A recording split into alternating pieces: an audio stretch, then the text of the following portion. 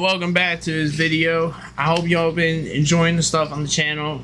I recently uploaded a video about A$AP Rocky. Make sure you go watch that video. And now King Benny uploaded another video about Travis Scott, and let's get right into it. All right, let's get into it. Utopia is the most anticipated album in all of hip-hop right now. Fans have waited for over 2 years for the album to release, and as a result, Utopia has become an album with some of the highest stakes in hip-hop. It has. I'm waiting for this shit. If Utopia were to succeed, this might go down as one of the biggest comebacks in all of music history. However, if the opposite proves to be true, Travis Scott's career might as well be over. Well, kinda at least. And with the album being close to being made, it's time to look at. I don't know about that. I mean, Travis Scott, like, he hasn't dropped the album forever. He's still like relevant right now. So how we got here? Why is it such a make or break album? And why Travis Scott has a lot of pressure? If we rewind the clock back to 2018, Travis was perhaps the hottest rapper in all of hip-hop. Cannot change, head and heels, beep up in the man. Basically took over the whole scene in late fucking 2018. album. He was big before, don't get me wrong, but after this, there was no denying he was on top of the world. The road, sundown. This extended to outside of music too, by the way. I'm Travis Scott. Oh my God, Travis Scott meal, bro. I will never forget the time that a person pulled up to my class with a Reese's Puff cereal box. No way. Not even to like eat cereal at school, but to flex that he had a Travis Scott cereal box and talking about how much it was worth. And on that's actually crazy. That's some shit I would do probably. Top of that, I'll never forget when people started working at McDonald's just to have Travis Scott. I wanted to do that. Like, I actually wanted to do that for the shirt. I'm not gonna lie. Travis Scott had so much hype that he turned a 4-night concert into an actual successful song. Yeah. We see hype outside. Up in the house. And to be honest, if he wanted to, he could have turned this song into like that collaborative album thing, and it probably would have been successful too. I want the Scott's album, bro. We need it. Keep in mind that a #1 song for most rappers and most artists in general is like the highlight of their career. And Travis Scott was low-key pumping them out with no end in sight.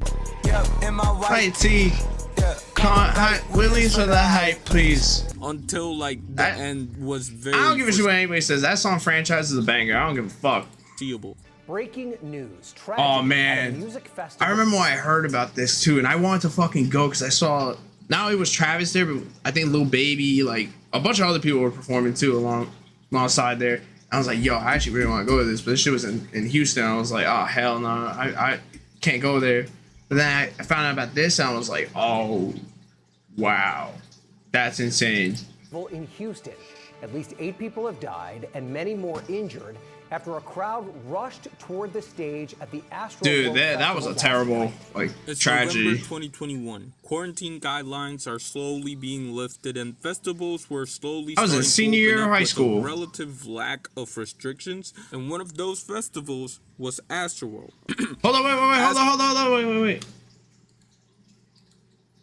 Was Astro. Look at the people that were on here. So not only Travis, but look, got Lil Baby. I see Young Thugs, SZA, Bad Bunny, Chief Keef, Baby King, 21 Savage, Roddy Ricch, Sheck West, Don Toliver. Yo, that's like, I can understand going.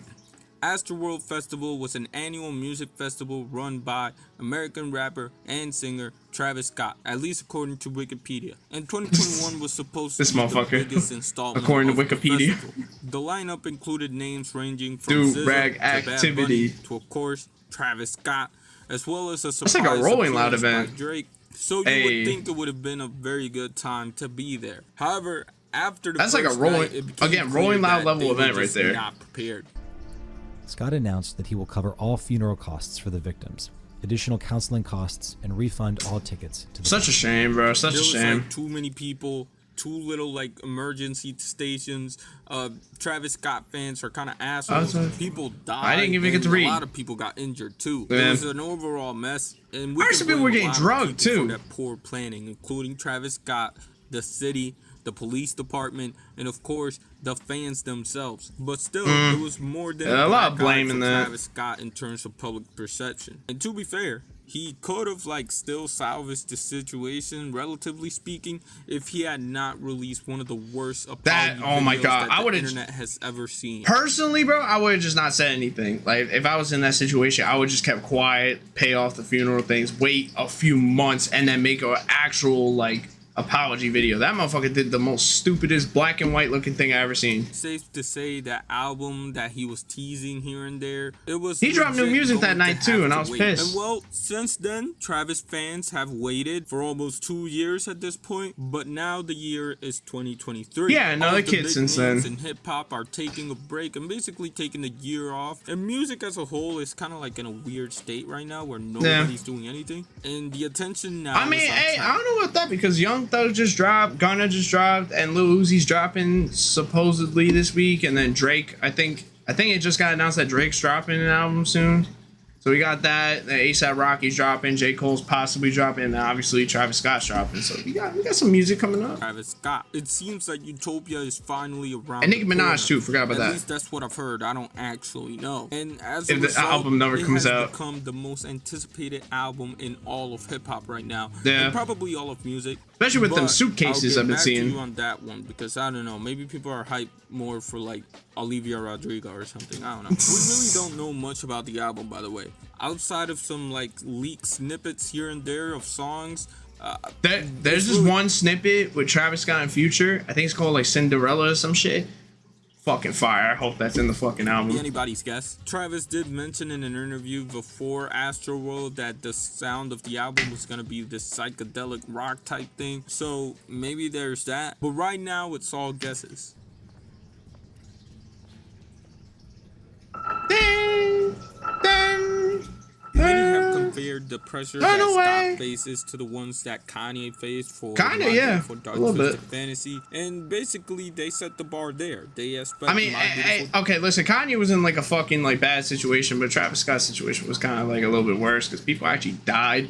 Kanye just kind of went on stage and was an idiot and said that shit about Taylor Swift and then was rambling on and on, being, you know, crazy.